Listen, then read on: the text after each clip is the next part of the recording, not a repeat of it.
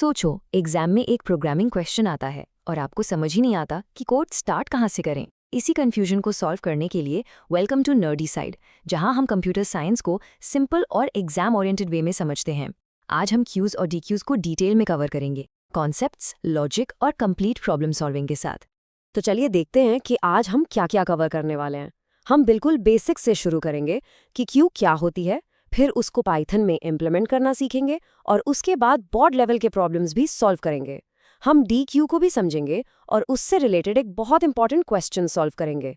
और हाँ, अगर आपको इस लेक्चर के नोट्स और इम्पॉर्टेंट प्रोग्राम्स चाहिए तो आप टेलीग्राम चैनल ज्वाइन कर सकते हो, लिंक आपको पिन कमेंट में मिल जाएगा। तो चलिए शुरू करते हैं हमारे पहले सेक्शन से। सबसे पहले ये समझते हैं कि आखिर ये क्यू होती क्या है और इसका सबसे important rule, first in first out, इसका क्या मतलब है।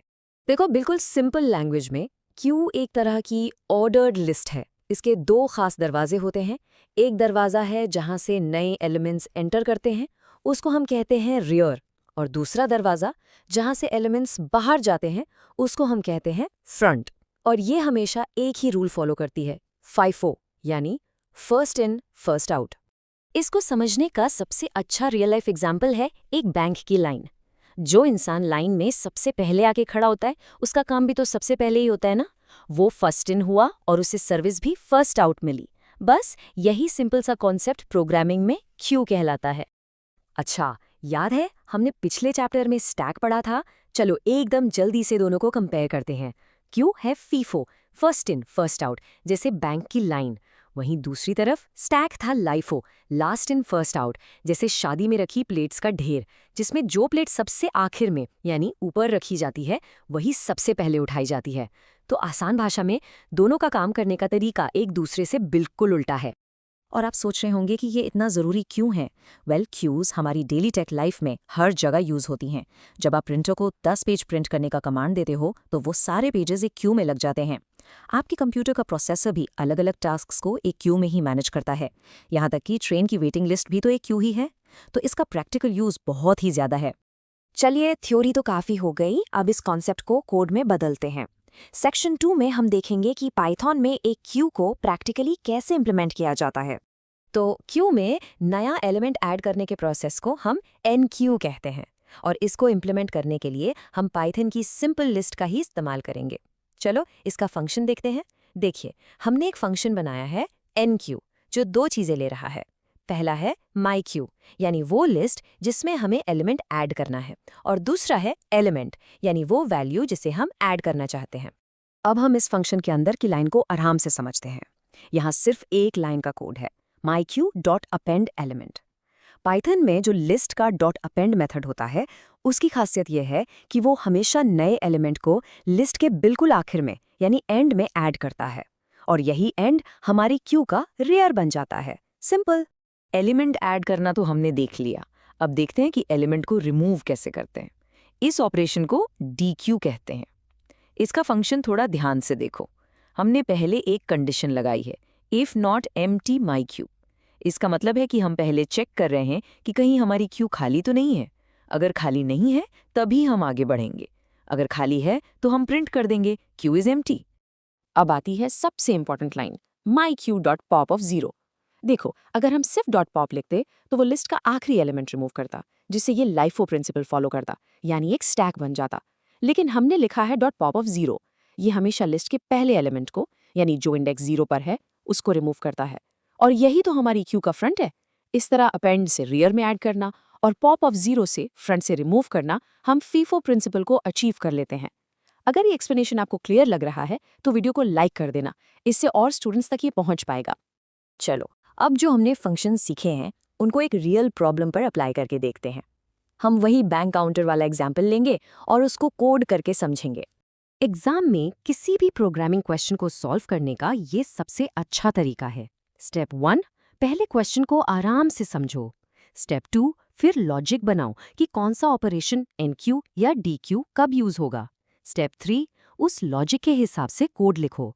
और सबसे इंपॉर्टेंट स्टेप 4, कोड को ड्राई रन करके यानी स्टेप बाय स्टेप चलाकर चेक करो कि आपका आउटपुट सही आ रहा है या नहीं।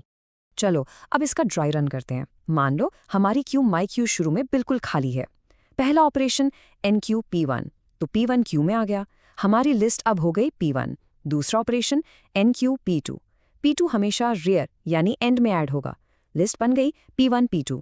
तीसरा ऑपरेशन DQ, DQ हमेशा फ्रंट से होता है और अभी फ्रंट में P1 है, तो P1 रिमूव हो जाएगा, आउटपुट आएगा P1 और लिस्ट में सिर्फ P2 बचेगा। चौथा ऑपरेशन साइज, लिस्ट में अब एक ही एलिमेंट है तो साइज रिटर्न होगा 1। पांचवा ऑपरेशन NQ-P3, P3 एंड में ऐड होगा, लिस्ट हो गई P2 P3। आपने देखा, बिल्कुल बैंक की लाइन की तरह ये ऑपरेशंस काम कर रहे हैं। अगर ये लॉजिक समझ आ गया है तो ऑनेस्टली आपका कोडिंग स्ट्रांग हो रहा है। इसी तरह कंटिन्यू रखो। चलिए अब आगे बढ़ते हैं हमारे अगले टॉपिक पर, जिसका नाम है डीक। आप इसे क्यू का एक एडवांस्ड या ज्यादा पावरफुल वर्जन समझ सकते हो। डे क्यू, जिसको हम डेक की तरह प्रोनाउंस करते हैं, इसका पूरा नाम है डबल एंडेड क्यू। इसके नाम से ही इसका काम साफ है। ये एक ऐसी स्पेशल क्यू है जिसमें आप एलिमेंट्स को आगे से यानी फ्रंट से ऐड और रिमूव कर सकते हो और पीछे से यानी रियर से भी ऐड और रिमूव कर सकते हो। बेसिकली इसके दोनों दरवाजे एंट्री और एग्जिट दोनों के लिए खुले हैं। अब देखिए कि इस डबल एंडेड पावर को समझने के लिए हम एक बहुत ही क्लासिक बोर्ड एग्जाम का क्वेश्चन सॉल्व करेंगे, पैलिंड्रोम चेक। इस प्रॉब्लम के लिए डेक एकदम परफेक्ट डेटा स्ट्रक्चर है।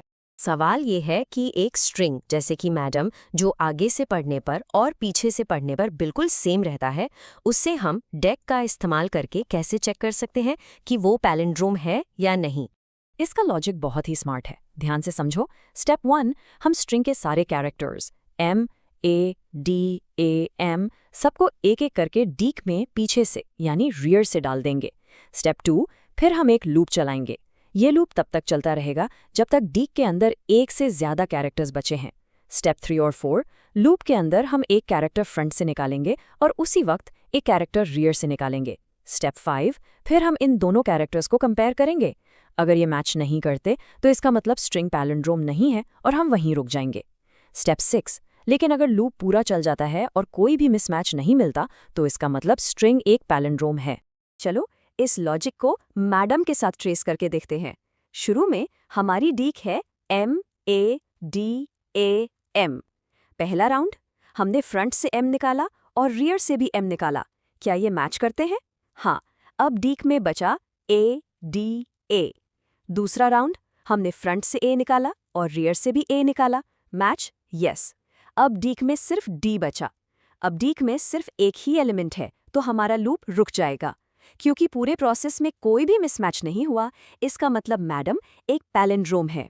देखा, डीक से लिए प्रॉब्लम कितनी आसानी से सॉल्व हो गई। अगर आपको ऐसे ही कोडिंग कॉन्सेप्ट सिंपल वे में समझने हैं तो चैनल को सब्सक्राइब कर लेना, काफ़ी हेल्प मिलेगी बोर्ड्स के लिए। चलिए अब हम आते हैं अपने आखिरी सेक्शन पर।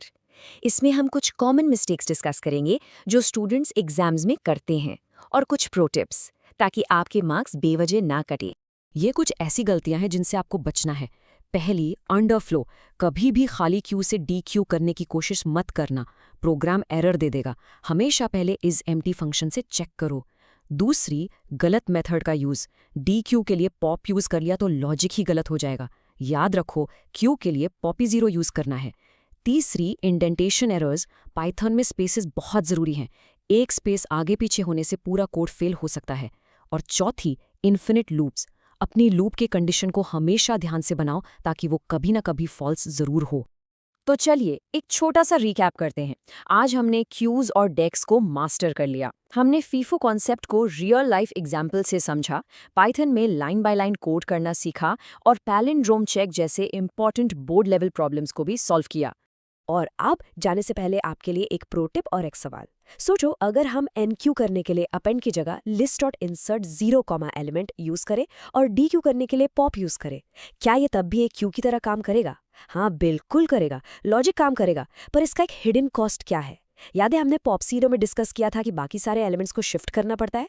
वही सेम प्रॉब्लम list.insert 0 के साथ भी है। हर बार जब आप शुरू में एक नया एलिमेंट ऐड करोगे तो पूरी लिस्ट को एक एक पोजीशन आगे शिफ्ट करना पड़ेगा, जिससे बड़े डेटा पर आपका कोड बहुत स्लो हो जाता है। इसीलिए प्रोफेशनल कोडिंग में पाइथन की एक स्पेशल लाइब्रेरी collections.dq यूज की जाती है, जो इन सब ऑपरेशंस को बहुत फास्ट करती है। इसके बारे में ज़रूर सोचना। अगर आपको इंपॉर्टेंट एग्जाम रिसोर्सेज जैसे नोट्स चाहिए तो टेलीग्राम चैनल ज्वाइन कर सकते हो, लिंक पिन कमेंट में दिया हुआ है। और अगर आपको ऐसे ही और चैप्टर्स का रिवीजन चाहिए तो चैनल को फॉलो ज़रूर करें।